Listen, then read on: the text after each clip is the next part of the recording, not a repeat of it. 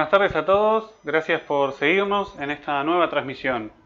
En esta oportunidad vamos a conversar sobre planes de emergencia inclusivos, es decir, diseño e implementación de planes de emergencia que contemplen la presencia de una persona con discapacidad en el establecimiento. En primer lugar, vamos a hacer una breve reseña, vamos a abordar la temática desde el eje social para luego abordarlo desde el eje técnico.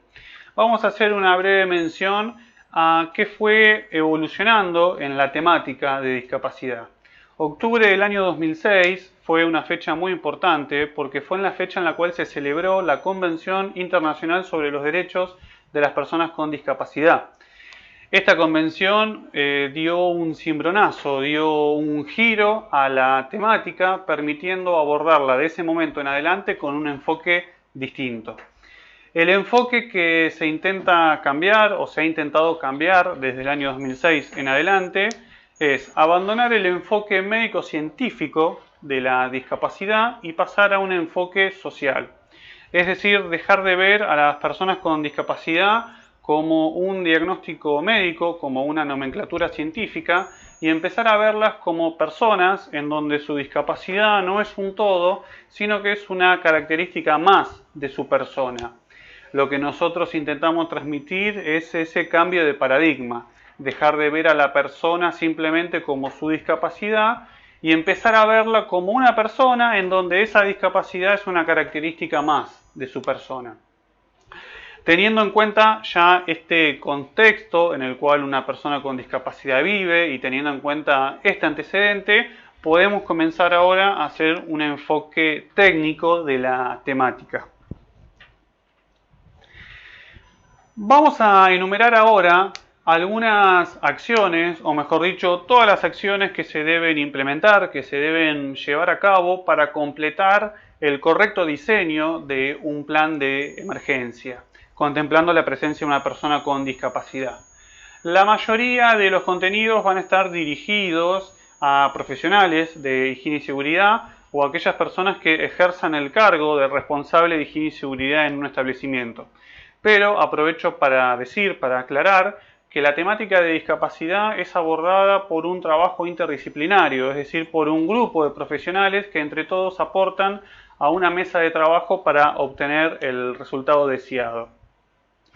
Lo que nosotros tenemos que hacer primero como responsables de higiene y seguridad de un establecimiento que va a recibir a un trabajador con discapacidad, lo primero que sería bueno hacer es acciones de sensibilización, concientizar a las personas convencionales, es decir, personas que no tienen discapacidad, sobre el contexto y sobre las premisas necesarias que vamos a llevar a cabo, que vamos a desarrollar para poder vivir en armonía y comunicarnos de un modo correcto con la persona con discapacidad que va a ser compañera nuestra de trabajo. En esta acción es recomendable que se le dé participación a las áreas de recursos humanos, desarrollo de carrera, gestión de recursos humanos o el nombre que cada organización le ponga al área. Pero acá sería muy bueno la participación de las áreas de recursos humanos, no solamente las áreas de higiene y seguridad. Teniendo ya esta base bien sólida, pasaríamos ya a una tarea un poquitito más técnica, que sería la segunda acción que el responsable de higiene y seguridad podría llevar a cabo, que son los relevamientos de accesibilidad al medio físico o relevamientos de accesibilidad física. De las dos formas es correcto. En esta acción es recomendable darle participación y trabajar codo a codo con algún área relacionado con la infraestructura o con los servicios generales de la organización, más precisamente alguna persona con formación académica relacionada a la arquitectura, por ejemplo. Y de manera conjunta hacer un relevamiento de todo el establecimiento. Cuando digo todo el establecimiento no es solamente de la línea de edificación para adentro, sino también hacer un reconocimiento, un relevamiento de todo el contorno, es decir, de todos los lugares, de todos los senderos por los que la persona con discapacidad va a circular para llegar al establecimiento donde trabaja. Lo que acá también es muy importante que podemos tener una normativa de referencia, podemos tener el decreto 914 del año 97, que es un decreto que reglamenta 3 artículos de la Ley de Accesibilidad, y después también tenemos un contenido muy interesante en el Código de Edificación de la Ciudad de Buenos Aires. Depende del lugar en donde se encuentren, pueden hacer uso de ese Código de Edificación o el Código de Edificación que adhiera la localidad o la ciudad en donde vivan.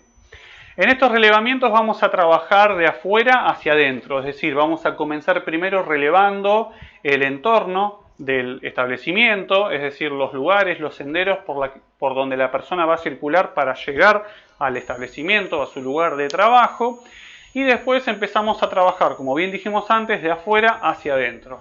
Es muy importante identificar las barreras físicas que se va a encontrar la persona con discapacidad, las barreras comunicacionales también que va a tener para ingresar al edificio, para acceder al edificio, para circular por los senderos y pasillos interiores del edificio. No olvidemos tampoco la apertura de puertas o en caso de que sean dispositivos automáticos que reúnan los estándares mínimos de seguridad para que pueda ser accionado por cualquier tipo de persona. Después también es muy importante trabajar en las instalaciones sanitarias, la correcta adecuación de las instalaciones sanitarias y permitirle a la persona con discapacidad circular libremente y con autonomía, pero también con seguridad por todo el establecimiento. Esas son las dos premisas que tenemos que cumplir en aspectos técnicos o en esta instancia de relevamientos de accesibilidad física. Darle a la persona autonomía y seguridad. A mí no me sirve que una persona usuaria de sillas de ruedas, por ejemplo, recorra todo el establecimiento con la ayuda de una persona que la lleve de atrás. Eso no es autonomía y eso es una tarea que tenemos que hacer nosotros. Tenemos que brindarle a la persona con discapacidad seguridad y autonomía para desplazarse, para movilizarse y para desarrollar todas sus tareas del modo correcto en todo el establecimiento. Con esa información que adquirimos, ese relevamiento de accesibilidad física, pasamos ya a la tercera instancia. Y acá permítanme hacer una aclaración. Si no tenemos la accesibilidad física asegurada, no podemos pasar a un plan de emergencia. ¿Qué significa esto? Que los pilares fundamentales de una evacuación son las condiciones físicas. Si yo no cumplo con el Código de Edificación, con el Decreto 914, y no garantizo las condiciones de accesibilidad al medio físico, no tiene sentido que trabaje en un diseño de plan de emergencia inclusivo, porque los pilares fundamentales, la base sustentable que necesita la respuesta a una emergencia, son las condiciones de accesibilidad física. Por eso es muy importante cumplir las instancias para pasar a la instancia siguiente. Lo que nosotros vamos a hacer acá, en el diseño de la capacitación, vamos a empezar a trabajar con todos los perfiles de persona con discapacidad que tenemos. ¿Y por qué digo perfil y no digo diagnóstico? Porque es justamente ese cambio de paradigma que queremos lograr. Yo, como profesional de higiene y seguridad, si tengo que diseñar un plan de emergencia y en este establecimiento tengo personas con discapacidad, a mí no me sirve o no le puedo sacar mucho provecho a la nomenclatura técnico-científica o al diagnóstico que un médico le dio a esa persona. Lo que yo necesito es conocer el perfil de las personas. Es muy importante que sepamos que una persona con discapacidad puede tener el mismo diagnóstico que otra persona, pero no va a tener el mismo perfil, no va a tener las mismas características. Y eso para nosotros, desde el aspecto técnico, para diseñar un plan de emergencia, eso es muy, pero muy importante. Entonces, ¿de qué manera sabemos nosotros cuál es el perfil de la persona? Bueno, esto es muy sencillo, entrevistándonos con la persona. ¿Por qué? Porque la persona con discapacidad forma parte de esta actividad. Nosotros tenemos que incluir a la persona con discapacidad en esta actividad y nos tenemos que nutrir del conocimiento que tiene esa persona. La persona con discapacidad es idónea en la temática. ¿Por qué? Porque lo experimenta día a día. No tiene sentido diseñar planes de evacuación inclusivos, entre comillas, sin contar con la opinión o el asesoramiento de una persona con discapacidad. porque hay muchas probabilidades que al momento de implementar ese plan o practicarlo en un simulacro nos demos cuenta que tiene un montón de errores y no es práctico y no lo podemos implementar. Nosotros tenemos un listado extenso de distintos diagnósticos y a su vez de distintos perfiles y todas las características que puede tener una persona con una discapacidad. Vamos a citar simplemente dos ejemplos como para poder graficar mejor esta situación. Yo soy responsable de higiene y seguridad y tengo que diseñar un plan de emergencia para el establecimiento del cual soy responsable. Y en este universo de trabajo tengo una persona con discapacidad motriz, es decir, una persona usuaria de silla de ruedas. Bueno, tengo que conocer el perfil, no el diagnóstico. ¿Qué significa? Que yo tengo que interiorizarme de las características propias y particulares de esta persona. Por ejemplo, no es lo mismo una persona que tiene un diagnóstico el cual le permite usar bastones canadienses y en un determinado momento del día, producto de su fatiga y su cansancio, decide utilizar una silla de ruedas de descanso. No es lo mismo una persona que usa una silla de rueda eléctrica, donde la única movilidad de su cuerpo que tiene es la mano hábil que le permite operar la silla, y no es lo mismo una persona usuaria de silla de ruedas que tiene una movilidad en su parte superior de su cuerpo, desarrolla una actividad física. Entonces estas tres personas van a tener perfiles distintos y yo, como responsable de seguridad, voy a responder a una emergencia, a los tres casos, de tres maneras distintas. El segundo ejemplo que también se da es en el caso de las discapacidades sensoriales, es decir, en este caso la discapacidad auditiva, en donde podemos encontrar una persona sorda, una persona hipoacúsica, una persona que se pudo haber operado y se colocó el implante y eso le permitió adquirir un determinado nivel de audición, puede ser o no una persona que hable lengua de señas, o puede ser una persona que su discapacidad sensorial esté vinculada a otro cuadro clínico o a otro diagnóstico.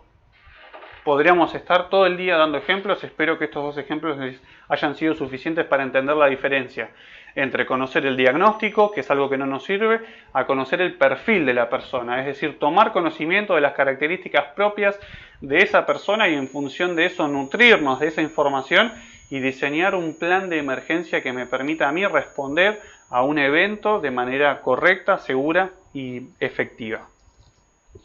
Ahora bien, ya nos aseguramos que la persona ingrese al edificio, ya nos aseguramos que la persona trabaje en un contexto agradable y su grupo de personas que acompañan el espacio de trabajo estén sensibilizados con la temática de discapacidad.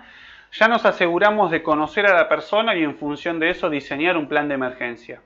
Vamos a hacer mención a algunas situaciones no menos importantes que son muy útiles al momento de una emergencia. Por ejemplo, las adaptaciones de puesto de trabajo. Yo, como responsable de higiene y seguridad, poniéndome de ejemplo, soy responsable de la seguridad de la persona, no solamente durante la evacuación, sino también durante la jornada de trabajo de esa persona. Yo tengo que velar por la seguridad de esa persona desde el momento que entra hasta el momento que sale, e inclusive los momentos de trayecto hacia su domicilio. Se ha dicho muchas veces que la adaptación de puestos de trabajo es una situación compleja, una situación difícil, una situación engorrosa y que muchas veces conlleva diseños y desarrollos de ingeniería de muy alto costo. Bueno, la verdad que no es así. La verdad que ese término no es correcto. Las adaptaciones de puesto de trabajo tienen que abordarse primero con un equipo de trabajo interdisciplinario, como lo habíamos mencionado al principio de esta presentación. Esto es muy importante que tengamos en cuenta que cuando yo diseño un puesto de trabajo no me tengo que preocupar solamente por la efectividad y los resultados que esa persona va a generar, a producir o a obtener, sino que también me tengo que preocupar por la seguridad, por la salud y la seguridad de esa persona. Con un equipo interdisciplinario, del cual también va a formar parte la persona con discapacidad, tenemos que lograr que el puesto de trabajo se adapte a la persona. Es decir, la persona con discapacidad tiene que desarrollar la tarea para la cual se formó, se capacitó y para la cual fue contratada por esa organización. Y lo que también tenemos que hacer es escuchar a la persona. Y acá nos vamos a dar cuenta y vamos a descubrir que muchas veces las adaptaciones de puestos de trabajo son simplemente la instalación de un software en una computadora, un software libre en muchos casos, la modificación a través de una sencilla tarea de carpintería de un escritorio o simplemente incrementar las luces de paso por un pasillo, y todo esto muchas veces se puede hacer de manera sencilla, económica, y tenemos la certeza que lo que estamos haciendo es correcto. Recuerden siempre que no hay mejor información que la información suministrada por la persona con discapacidad que conoce la temática porque la experimenta todos los días. Acá también es importante incluir en esta mesa de trabajo a algún área relacionada con la infraestructura, a las áreas de recursos humanos y, si en caso de ser necesario, alguna persona con una asistencia técnica en caso de encontrarse con equipos tecnológicos. Pero vuelvo a decir, este es un tema, es un ítem que muchas veces asusta o que está un poco sobredimensionado, y la realidad es que muchas veces la adaptación de puestos de trabajo se reduce a sencillas operaciones en los mobiliarios o en el equipo tecnológico utilizado por la persona. Permítanme recordarle el comentario que hicimos al inicio de esta diapositiva, que lo que tenemos que lograr es adaptar el puesto de trabajo a la persona. La persona debe realizar la tarea para la cual se formó, para la cual se capacitó y para la cual fue incorporada o contratada por la organización en la cual trabaja. Siguiendo con las acciones que debe implementar el servicio de higiene y seguridad para lograr un abordaje complejo de la temática de seguridad sobre la persona, puntualmente en el caso de una emergencia, tenemos que tener en cuenta los umbrales de exposición a los factores de riesgo. Hago mención a la normativa utilizada por todos los profesionales, que es la resolución 293 del año 2003 del Ministerio de Trabajo, Empleo y Seguridad Social, en donde tenemos que tener en cuenta que el cuadro clínico, el diagnóstico de esa persona puede necesitar, de acuerdo al criterio médico, modificar, es decir, reducir un poco más los umbrales de exposición a determinados factores de riesgo. Acá es muy, pero muy importante la intervención, la colaboración y el trabajo conjunto, el trabajo codo a codo del servicio de higiene y seguridad. Es decir, que una persona con formación académica, un facultativo, un médico, es muy importante que trabaje con nosotros y junto con el servicio de higiene y seguridad puedan determinar si ese factor de riesgo al cual está expuesta la persona con discapacidad necesita ser modificado, ese umbral, o no.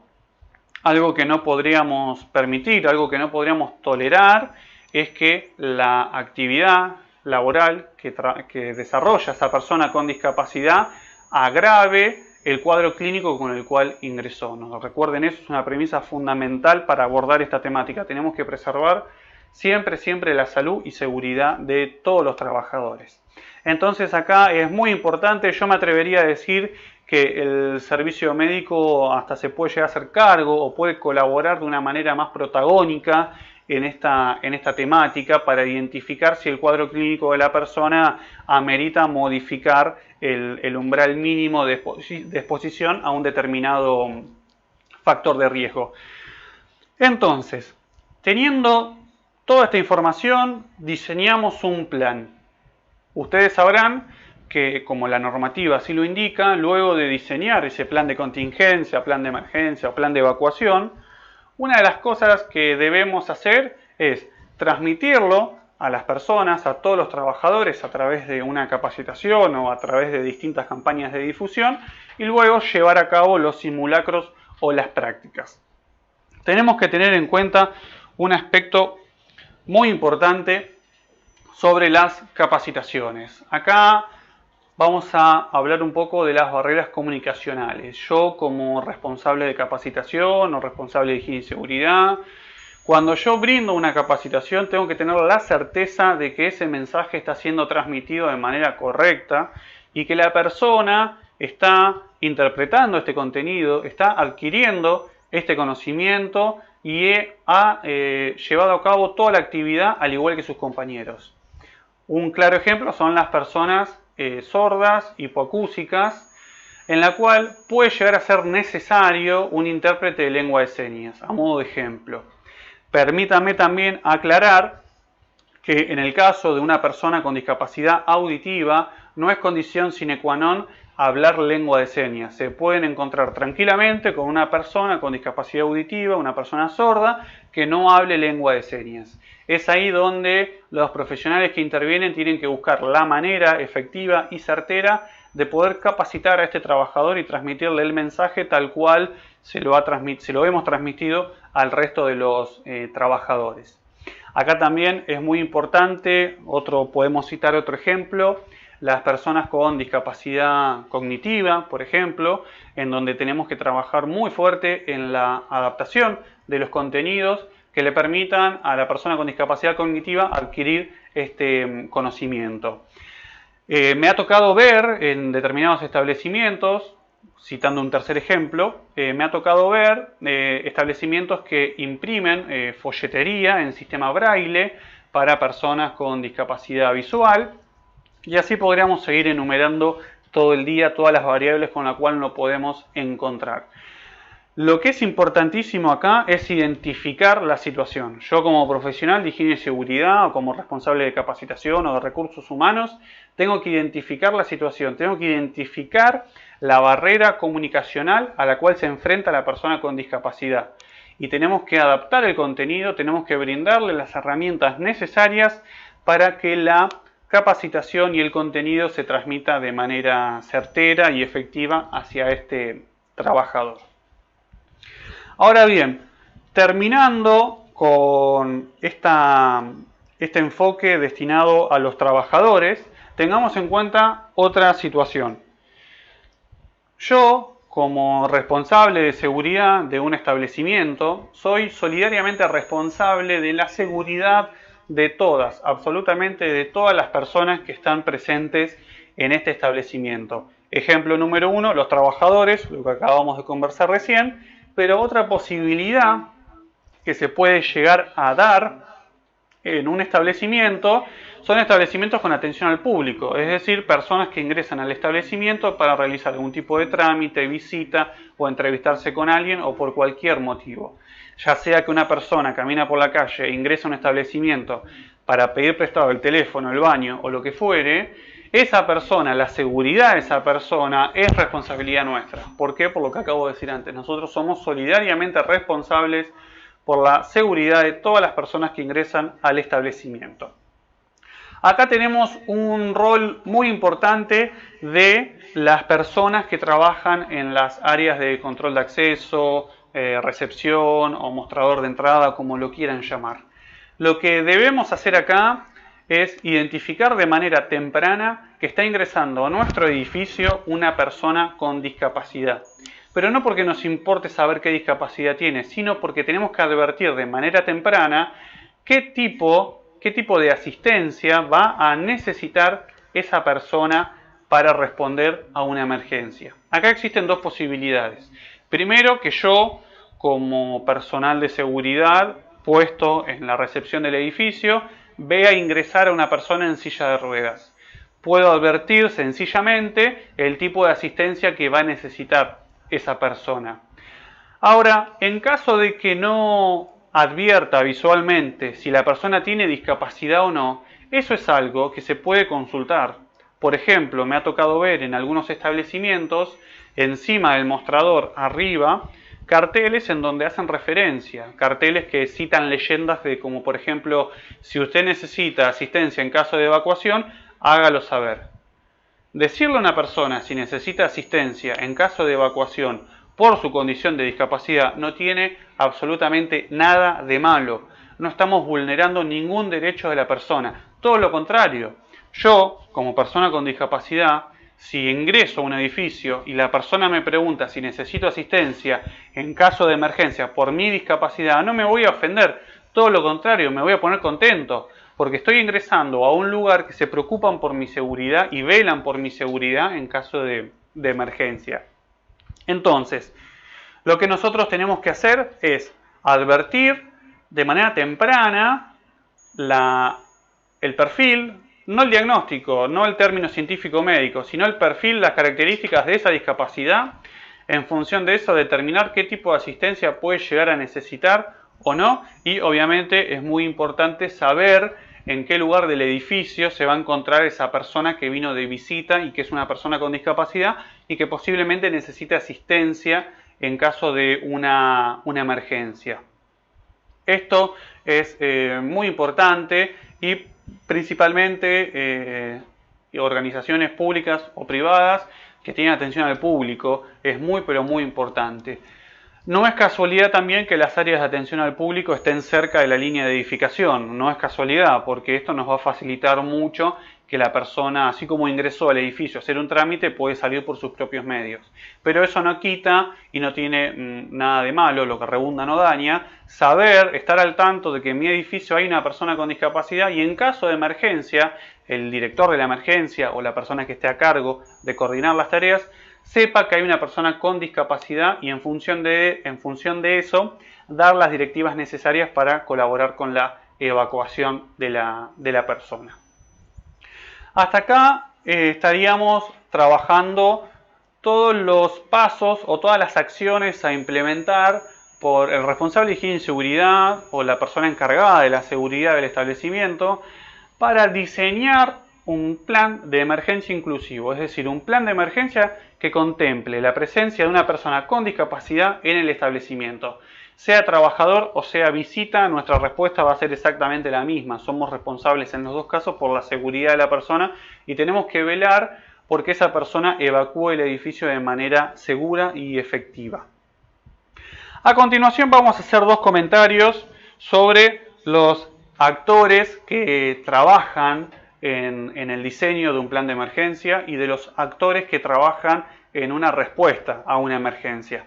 En primer lugar tenemos los profesionales de higiene y seguridad, nuestros colegas. Es muy importante que se formen en lo que respecta a la temática de discapacidad. Es muy pero muy importante. Nuestra recomendación es que lo hagan a través de instituciones oficiales o de organizaciones civiles con trayectoria y reconocidas. No es recomendable tirarse a una navegación y a una búsqueda en internet y terminar leyendo manuales de un origen que no conocemos. Lo que nosotros recomendamos es esto, es que los profesionales de higiene y seguridad que van a trabajar la temática de discapacidad se formen y adquieran todos estos conocimientos a través de instituciones, organismos oficiales, nosotros es un ejemplo, o instituciones civiles que tengan trayectoria y sean reconocidos como trabajadores de esta temática. Es muy pero muy importante que los profesionales de higiene y seguridad se formen en la temática de discapacidad. Uno de los actores que también trabajan en una emergencia son los miembros de las instituciones que responden a la emergencia. Un evento, una situación en un establecimiento puede ser resuelta por la brigada interna o en algunos casos de mayor complejidad puede ser resuelta con las instituciones que asisten. Acá también es muy pero muy importante que las instituciones que responden a una emergencia desde el minuto cero, desde el momento cero de su formación, de sus profesionales, incluyan la temática de discapacidad. Y nuestra recomendación es exactamente la misma que para el caso anterior. La recomendación es que se acerquen a instituciones y a organismos oficiales o a instituciones civiles de años de trayectoria y reconocidas como trabajadores de la temática de discapacidad. Y también es muy importante que el personal del establecimiento que responde a una emergencia le transmita la información necesaria a los profesionales de las instituciones que responden a una emergencia. Dicho de una manera más sencilla, yo como responsable de higiene y seguridad y como director de una emergencia, en caso de evacuación, frente a la presencia de una dotación de bomberos en mi establecimiento, tengo que transmitirle toda la información necesaria sobre las tareas que estoy realizando. Por ejemplo, la evacuación de una persona con discapacidad. ¿A qué viene este comentario? La evacuación de personas con discapacidad puede ser una tarea muy sencilla, como puede llegar a ser en algunos casos una tarea un poquitito más compleja. Y hay situaciones que no pueden ser resueltas por los trabajadores. En este caso van a ser las instituciones de emergencia que resuelvan esa situación. Por eso es que es muy importante que yo, como responsable de higiene y seguridad, me entreviste con el personal de bomberos o la institución que concurra y le transmita que todavía hay personas con discapacidad que por determinado motivo no han podido ser evacuadas y que ellos activen los dispositivos de trabajo necesarios para realizar esa evacuación. Al transmitir esta información de manera rápida, certera y por la instancia correspondiente, lo que yo estoy haciendo, estoy ganando tiempo y le estoy evitando a las instituciones de emergencia que recorran ellos el edificio y que ellos adviertan la situación. Esto es muy importante. Muy bien, a continuación vamos a compartir con ustedes algunas preguntas, las preguntas más frecuentes que hemos recibido a lo largo de estos años en ocasión de dar esta capacitación o este contenido similar. En primer lugar, hemos recibido en muchas oportunidades la pregunta que dice ¿en qué orden deben evacuar las personas con discapacidad? Bueno, esto se resuelve muy sencillo. Lo que yo tengo que tener en cuenta es si las características o la discapacidad de esa persona afecta o reduce, mejor dicho, su velocidad de desplazamiento. Y en segundo lugar, tenemos que tener en cuenta si las personas que asisten, es decir, más de una persona que asista a esa persona, ocupa un volumen que puede llegar a entorpecer el resto de las personas, es decir, la circulación del resto de las personas.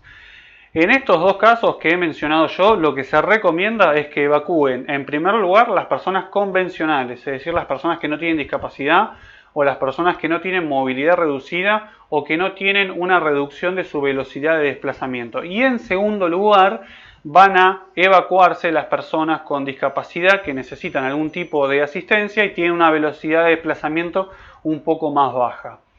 No siempre una persona con discapacidad va a caminar de una manera lenta o a una velocidad baja. Por ejemplo, una persona sorda, una persona con una discapacidad auditiva, va a caminar con una persona que lo acompañe, simplemente lo acompaña al lado y va a caminar a la misma velocidad que camina una persona convencional. En segundo lugar, hemos recibido muchas veces la pregunta que dice si todas las personas con discapacidad necesitan asistencia en la evacuación. El concepto de asistencia muchas veces se confunde con la asistencia física, es decir, la intervención física de un tutor o de un asistente. Bueno, no siempre necesitamos una asistencia física, no siempre necesitamos intervenir físicamente a la persona. Por ejemplo, una persona con una discapacidad visceral es una persona que no tiene ningún tipo de problema o barrera para advertir una situación, interpretar las directivas y caminar por una escalera. Esa persona puede llegar a tener simplemente, sencillamente, un acompañante al lado que camine junto a él. El concepto de asistencia sería, sí, todas las personas necesitan asistencia. Lo que pasa es que no siempre la asistencia es la misma. En algunos casos el concepto de asistencia se reduce simplemente a una persona que camina al lado, nada más que eso. Eso es lo que nosotros, la medida que adoptamos nosotros para quedarnos tranquilos que esa persona va a llegar al punto de encuentro o al final de la evacuación. En tercer lugar, hemos recibido en muchas oportunidades si existe una normativa exclusiva que obligue o que nos invite a hacer esto. Bueno, la respuesta es sí y no.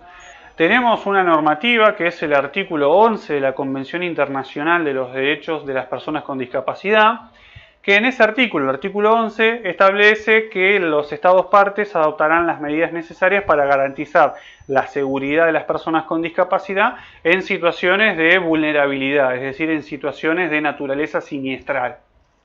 Aparte de eso, lo que tenemos es todo un compendio de normativa que en ningún momento aclara que está destinada a personas convencionales o con discapacidad. ¿Qué significa esto? Que si no está aclarado, está incluido el concepto. La ley de riesgo de trabajo, el decreto 351, las resoluciones de la superintendencia hacen mención al concepto de trabajador, punto. No dicen trabajador convencional y trabajador con discapacidad. ¿Eso qué significa? Que no necesitamos una normativa específica. Ya la tenemos, que menciona al trabajador de manera genérica. No debemos hacer ningún tipo de diferenciación. Y en último lugar, lo que hemos recibido también es qué tipo de terminología debemos conocer o utilizar para expresarnos del modo correcto con una persona con discapacidad. Simplemente les voy a hacer un solo comentario. El término correcto para hacer referencia a una persona que tiene discapacidad es persona con discapacidad. A través de la convención lo que se invita es a dejar de utilizar, a erradicar totalmente conceptos como, por ejemplo, persona con capacidades diferentes, persona con capacidades especiales o el término discapacitado. Estos tres ejemplos que acabo de dar se invita a erradicarlos, a dejar de utilizarlos. El término correcto es persona con discapacidad. Y en caso de que a ustedes les surja interrogantes sobre la temática de discapacidad, en este caso, por ejemplo, el término a utilizar, lo más sencillo y efectivo que pueden hacer es entrevistarse con la persona con discapacidad y que ellos mismos les digan cuál es el término correcto para hacer referencia a una situación. Así que bueno, muy bien.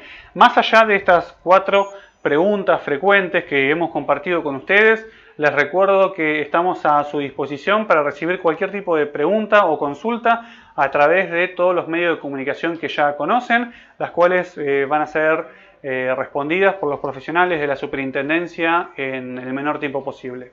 Muchas gracias y hasta la próxima transmisión.